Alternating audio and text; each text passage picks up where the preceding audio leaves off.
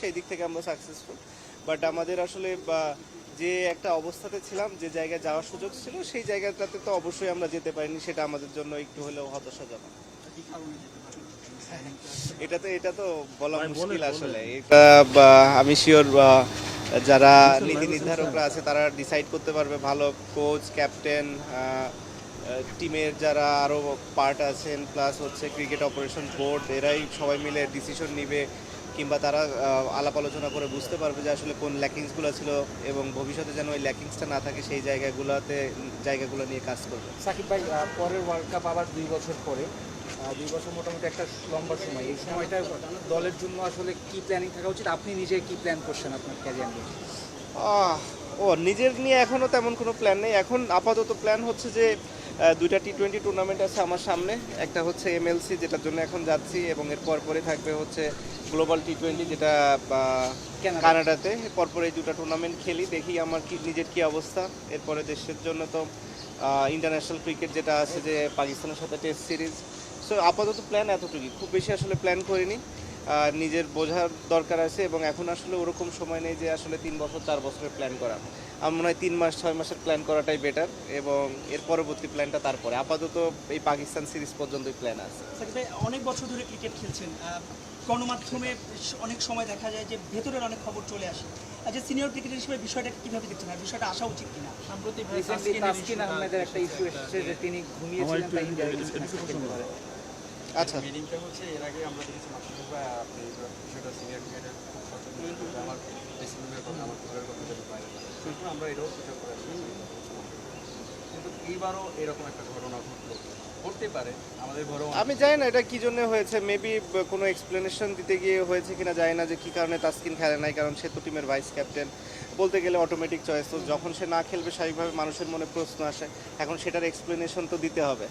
এখন সে কারণে বলেছে কিনা, যেই বলেছে, আমি সেটা তো বলতে পারবো না। আপনি কি জানেন ওই দিনে কি ঘটেছিল? তাসকিন কি রাইট হয়েছিল, বা তাসকিনকে আগের দিন বলা হয়েছিল? না, আসলে যেটা হয়েছিল যে টিমের বাস তো একটা সময়ে ছাড়ে, আর এটা আসলে ক্রিকেটের আমরা যারা প্লেয়ার আছি তাদের একটা রুলসই। নর্মালি বাস কখনোই ওয়েট করে না। যদি কেউ এরকম কখনো মিস করে, তারা হয়তো পরের গাড়ি নিয়ে আসে, কিংবা ম্যানেজারের গাড়ি থাকে, অথবা ট্যাক্সি থাকে, কিংবা থাকে। ওয়েস্ট ইন্ডিজ যেহেতু একটা ডিফিকাল্ট জায়গা, ওখানে আসলে এই ট্রান্সপোর্টেশনের সাপোর্টটা অনেক ডিফিকাল্ট ছিল। তো যখন তাসকিন আসলে পৌঁছেছিল মাঠে, অলমোস্ট টস হওয়ার হয়তো 5-10 মিনিট আগে, খুবই কাছাকাছি সময় আসলে। তো স্বাভাবিকভাবে ওই সময়টা ডিফিকাল্ট ছিল টিম ম্যানেজমেন্টের জন্য সিলেক্ট করা ওকে, কোন অবস্থাতে থাকে এরকম সিচুয়েশনে একটা প্লেয়ার, তার জন্য একটু ডিফিকাল্ট। স্বাভাবিকভাবেই তাসকিনের পরে অ্যাপোলোজাইজ করেছে পুরো টিমের কাছে। টিমের সবাইও এটা খুবই স্বাভাবিকভাবেই নিয়েছে। মানুষের ক্ষেত্রে ভুল হতেই পারে, আনইনটেনশনাল ভুল সবারই হয়ে থাকে। সো ও সেটা স্বীকার করেছে, এবং তারপরে ওখানে এটা শেষ হয়ে গেছে। আমি ধরে নিলাম সাকিব আল হাসান হয়তো ঘুমিয়ে পড়েছিল নানা কারণে।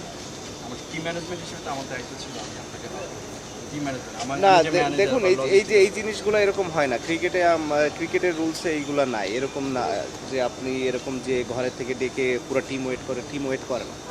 টিম কখনোই ওয়েট করে না, এটা কোথাও হয় না। আমরা যখন এজ লেভেল থেকে খেলা আসছি, এমনও মনে আছে যে আমাদের এমনও হয়েছে যে প্লেয়ার পিছিয়ে দৌড়াচ্ছে, কিন্তু বাসের দরজা লেগে গেছে, বাস চলে যাচ্ছে। সো বাস কখনো থামে না টিমের, অন্য একজনের জন্য পুরো দল থেমে থাকে না আসলে। যে কোচিং স্টাফ আছে সামনে, যে টি-20 ক্রিকেট, মানে টি-20 ক্রিকেট একটা আধিপত্য সব কিছু নিয়ে। আমার কাছে মনে হয় যে ক্রিকেট এত ফাস্ট, এত অ্যানালাইজ করা হয়, এত ক্রিকেটার বা এত পরিশ্রম সব কিছু মিলে এই শর্টার ফর্মেটের জন্য আসলে কোচ দরকার, কোচিং স্টাফ দরকার সব সেক্টরে। ডিপেন্ড করে আসলে আমাদের ক্রিকেটের অবস্থাটা কেমন। অনেক ক্ষেত্রে আছে যে দরকারই হবে না, অনেক ক্ষেত্রে আছে যে দরকারই হবে। কারণ আমি মনে করি যেমন ইন্ডিয়া কিংবা ইংল্যান্ড এরকম দেশগুলোর ক্ষেত্রে কোচিং স্টাফ না হলেও হয়। আমাদের মতো কিংবা শ্রীলঙ্কার মতো দেশগুলোর হয়তো কোচিং স্টাফ একটু বেশিই দরকার হবে, কারণ আমাদের টি-20 হয়তো অত ডোমেস্টিক হয় না, যেটা ইন্ডিয়াতে হয়। প্রতিটা স্টেটে ওদের হয়, আইপিএলের মতো টুর্নামেন্ট হচ্ছে, প্রতিটা স্টেটে সব প্লেয়াররা খেলছে। ইংল্যান্ডের কথা বললাম কারণ ওদের কাউন্টিতে হচ্ছে, ওদের একটা টি-20 টুর্নামেন্ট আছে, আবার 100 বল আছে, উইচ ইজ ক্লোজ টু আসলে টি-20। সো যাদের এরকম অনেক খেলা আছে তাদের হয়তো কোচিং অত না হলেও চলবে, বাট যাদের কম খেলা আছে তাদের হয়তো কোচিংটা একটু বেশি দরকার। ঠিক আছে ভাই, লাস্ট প্রশ্ন, এই নাইট রাইডার্সের দলে আবার ব্যাক করতেছেন, এই ফিলিংটা কেমন এবং কি করতে অবশ্যই ভালো, যেটা আমার কাছে সেকেন্ড হোমের মতো লাগে সবসময়, বা সবাই নিজেদের লোক পরিচিত, কোচিং স্টাফ থেকে শুরু করে অফিসিয়াল সবাই, তো স্বাভাবিকভাবেই অন্যরকম একটা বা উত্তেজনা তো কাজ করেই, এবং আশা করব যে সর্বোচ্চ দিয়ে খেলা পারফর্ম করতে পারবো। সাকিব ভাই, আমি একটা প্রশ্ন যে আমরা তো টি20তে রিসেন্টলি, বিশেষ করে গত অস্ট্রেলিয়া ওয়ার্ল্ড কাপের পর ভালো ফ্লোতে ছিলাম, হঠাৎ করে ওয়ার্ল্ড কাপের আগে একটু ছন্দপতন হয়েছে, এখন অনেক আলোচনা চলছে কেন হচ্ছে, ইন্টেন্ট কম ছিল, অনেক কিছু। আপনার কাছে কি মনে হয়? আপনি তো খুব ভালোভাবেই দেখেছেন সব কিছু, যে কেন আসলে আমরা স্লিপ করলাম একদম ফাইনাল? না, আমার কাছে স্লিপ করলাম বলাটা ঠিক হবে না, যেটা হচ্ছে যে ডিফিকাল্ট ছিল ব্যাটসম্যানদের জন্য, যে জায়গাটাতে হয়তো আপনি যদি দেখেন যে একটা, আমি তো অন্তত নাম দেখিনি যে যেখানে একটা প্লেয়ার একদম কনসিস্টেন্টলি প্রতিটা ম্যাচ ভালো খেলেছে। অন্যান্য প্রতিটা ওয়ার্ল্ড কাপে 1 জন 2 জন 5 জন 10 জন ব্যাটসম্যান আছে যারা কনসিস্টেন্টলি ভালো খেলে। এই ওয়ার্ল্ড কাপে আমি সেটা দেখিনি, হয়তো 1 ম্যাচ 2 ম্যাচ খেলেছে এবং ওইভাবে আসলে টিমগুলো জিতেছে। বোলিং সবাই ভালো করেছে, প্রতিটা টিমই ওভারঅল। ব্যাটিংটা হয়েছে যে যেদিন হয়তো পারফর্ম করেছে সেই ম্যাচটাকে জিতিয়ে নিয়েছে, কারণ যেহেতু বেশি বড় স্কোরের খেলা ছিল না, তো স্বাভাবিকভাবে 1 জন 2 জনের কন্ট্রিবিউশনেই ম্যাচটা জেতা সম্ভব ছিল। তো আমরাও যে কটা জিতেছি হয়তো 1 জন 2 জনের কন্ট্রিবিউশন ভালো ছিল দেখেই জিততে পেরেছি, আর যেগুলো জিতিনি হয়তো ওরকম বড় কন্ট্রিবিউশনটা কারো ছিল না। ইতিহাস গড়ার একটা ছানি মিস। হ্যাঁ, ওটা আমাদের জন্য একটা বড় আফসোস। আমি মনে করি এটা হতে পারলে আমাদের জন্য খুবই ভালো লাগতো, খুবই বড় একটা অ্যাচিভমেন্ট হতো। সেই জায়গা থেকে অবশ্যই আমাদের জন্য একটু হলেও দুঃখজনক। Thank you.